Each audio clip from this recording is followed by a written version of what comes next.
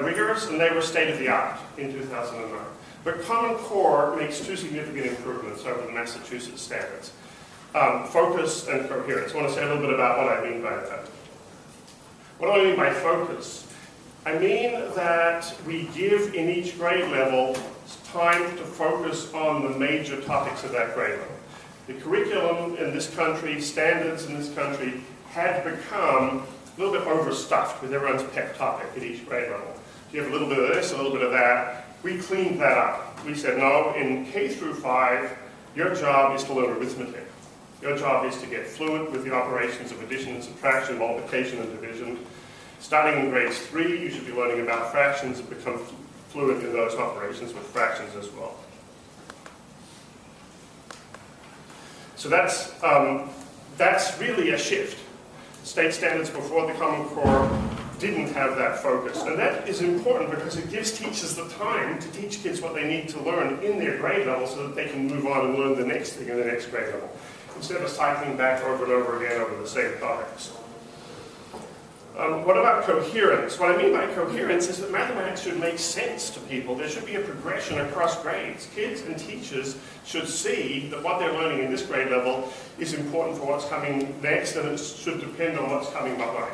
So coherence it's hard to achieve with standards. Standards so often end up breaking down knowledge into lots of little discrete pieces, and you sort of can't put it all together. So we've tried very hard to design the standards so that they showed that coherent story.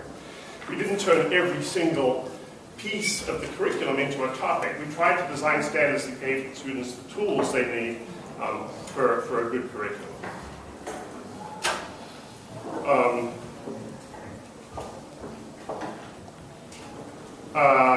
There's something in my testimony about various shifts we made in topics, but I think I'll skip that.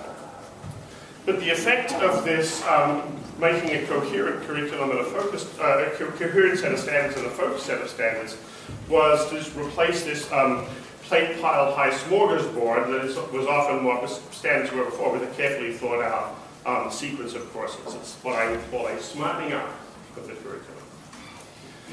As for the rigor of the standards, the Common Core received full marks for content and rigor from the 2010 Fordham Report on State Standards. I know that a lot of you have been concerned with this issue of college and career readiness, so I want to say a little bit about that.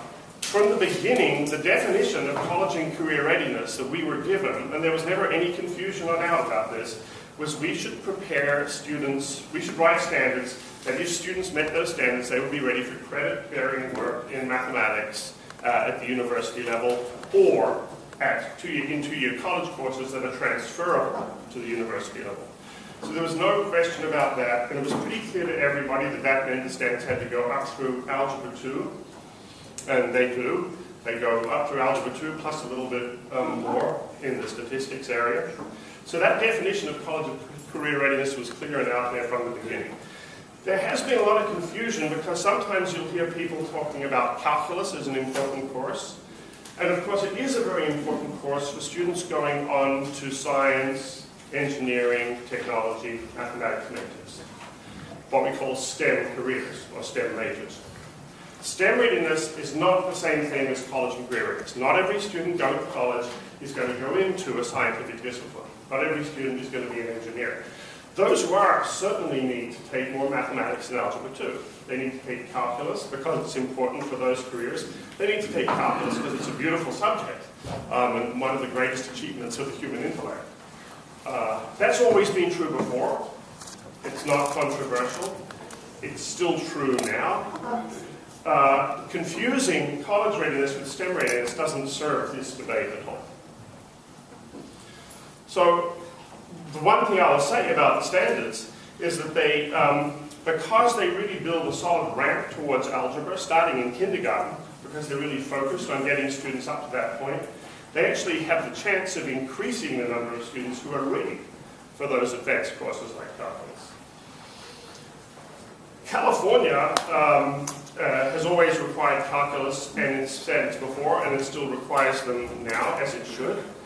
Different states do it differently. Massachusetts, for example, has always left decisions about calculus up to local school districts and doesn't take any position in its state standards.